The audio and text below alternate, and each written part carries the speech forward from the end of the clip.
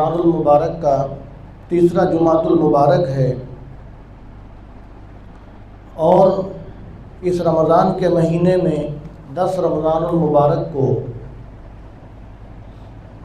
حضرت خدیجہ الکبریٰ رضی اللہ تعالی عنہ کا انتقال ہوا۔ تو اس حوالے سے آج ان کی سیرت پر چند باتوں کا تذکرہ کرتے ہیں، اس لیے کہ رمضان کے حوالے سے گفتگو اور احادیث یہ روزانہ صبح درس حدیث میں چل رہی ہیں فجر کے بعد۔ تو یہ چند ایسے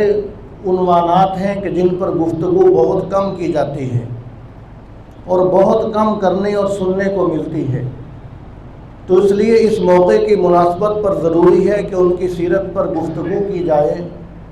اس لیے کہ وہ اماں جان ہیں سارے مومنوں کی، اور مومنوں کو اپنی اس ماں کے بارے میں بھی علم ہونا ضروری ہے کہ جس ماں نے شروع سے لے کر اپنی زندگی میں آخر تک حضور صلی اللہ علیہ وسلم کا ساتھ دیا، کہ حضرت خدیجہ الکبریٰ رضی اللہ تعالی عنہ وہ واحد ایسی بیوی ہیں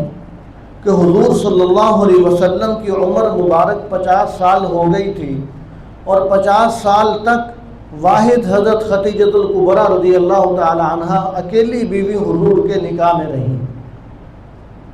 اور آپ صلی اللہ علیہ وسلم کی 11 بیویاں تھیں، اور 2 بیویاں آپ کی زندگی کے اندر فوت ہو گئیں، اور باقی جب آپ صلی اللہ علیہ وسلم کا وصال مبارک ہوا تو اس وقت 9 بیویاں موجود تھیں۔ تو حضرت خدیجہ الکبریٰ رضی اللہ تعالی عنہ 2 خامدوں سے بیوہ ہو چکی تھیں، اور جب آپ کے ساتھ نکاح ہوا تو اس وقت ان کی عمر 40 سال تھی، اور بہت بڑی مالدار اور تاجر خاتون تھیں، اور بہت زیادہ سمجھدار تھیں۔ تو چونکہ حیا اور پاک دامنی بہت زیادہ تھی، تو اس لیے اپنے غلام کے ذریعے یا کسی اوروں کے ذریعے سے تجارت کروایا کرتی تھیں۔ تو نبی کریم صلی اللہ علیہ وسلم کا چرچا سنا کہ ایک نوجوان ہے جو بہت ہی صادق اور امین ہے، جو بہت امانت دار ہے۔ تو حضرت خدیجہ الکبریٰ رضی اللہ تعالیٰ عنہ نے از خود پیغام بھیجا آپ صلی اللہ علیہ وسلم کے پاس کہ آپ میرا مال جو ہے وہ تجارت کے لیے لے کر ملک شام وغیرہ کی طرف جائیں اور تجارت کریں، اور جو منافع ہوگا وہ تقسیم ہوگا۔ تو حضرت خدیجہ رضی اللہ تعالی عنہ نے فرمایا کہ میں تو حضور صلی اللہ علیہ وسلم نے فرمایا کہ مجھے کوئی تجارت کا تجربہ نہیں ہے۔ تو حضرت خدیجہ فرمانے لگی کہ میں آپ ہی کو بھیجنا چاہتی ہوں، میرا غلام جو میسرہ ہے وہ آپ کے ساتھ جائے گا، وہ بڑا سمجھدار ہے، لہذا وہ آپ کا ساتھ ہوگا، آپ کو پریشان ہونے کی ضرورت نہیں ہے۔ تو حضور صلی اللہ علیہ وسلم ابھی آپ کی عمر بھی تھوڑی ہے، نوجوان ہیں، اعلان نبوت بھی نہیں فرمایا، تو مال لے کر گئے، اور جب مال لے کر گئے تو اس سفر تجارت کے اندر منافع بھی بہت زیادہ ہوا، اور جب واپس آئے تو جانے سے پہلے حضرت خدیجہ رضی اللہ تعالی عنہ نے اپنے غلام سے کہہ دیا تھا کہ ان کے سفری حالات سارے نوٹ کرنے ہیں، واپس آ کر مجھے بتلانا ہے، میں پوچھوں گی۔ تو غلام نے آ کر بتلایا آپ صلی اللہ علیہ وسلم کے سارے معاملات، کہ ایسے ایسے واقعات پیش آتے رہے جو عام انسانوں کے ساتھ پیش نہیں آتے، اور آپ کا صادق اور امین ہونا، اور آپ صلی اللہ علیہ وسلم کی جب صفات بتلائیں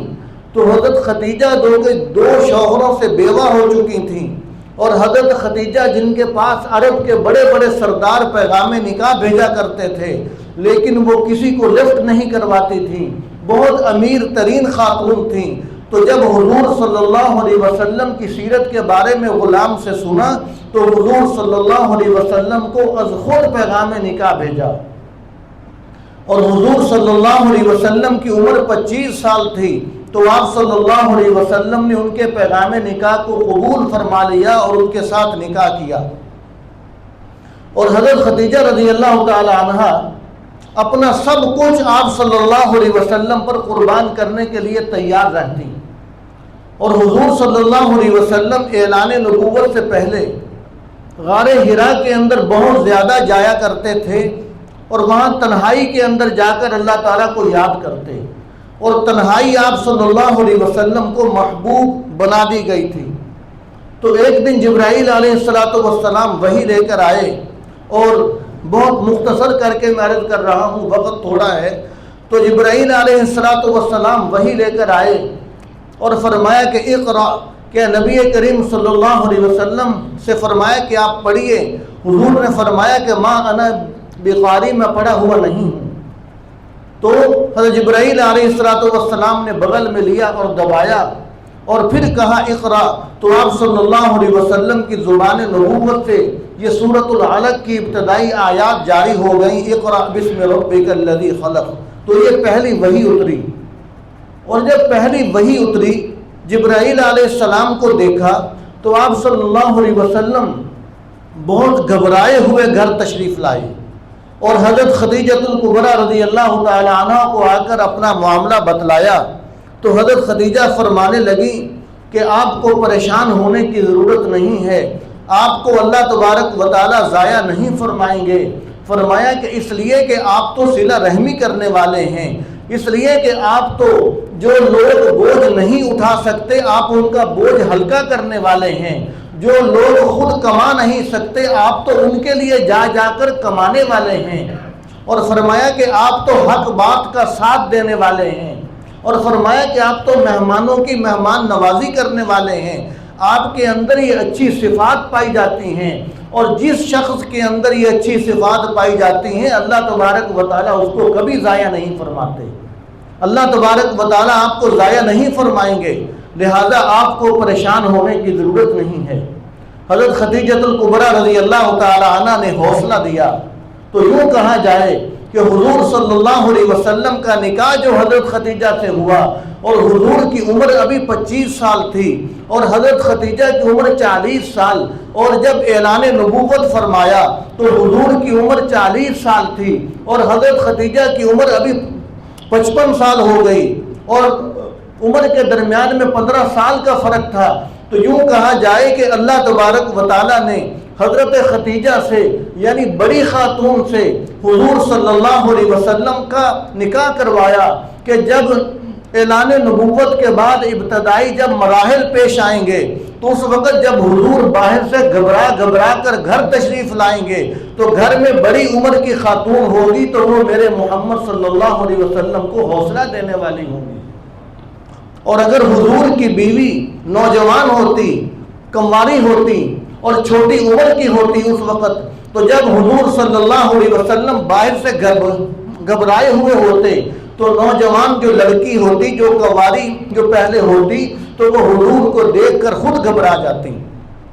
حضور کو دیکھ کر خود گھبرا جاتی۔ تو اس لیے اللہ تبارک و تعالیٰ نے یہ فیصلہ فرمایا کہ ایسی خاتون کے جو بڑی سمجھدار ہو، اور ایسی خاتون کے جو امیر ترین ہو، اور ایسی خاتون جو پہلے 2 شوہروں سے بیوہ ہو چکی ہوں، اور ایسی خاتون کے جو عمر کے اندر حضور سے 15 سال بڑی ہوں، وہ حضور کے نکاح کے اندر پہلے سے دے دی تاکہ آپ صلی اللہ علیہ وسلم کو تسلی دینے کے اندر آسانی رہے،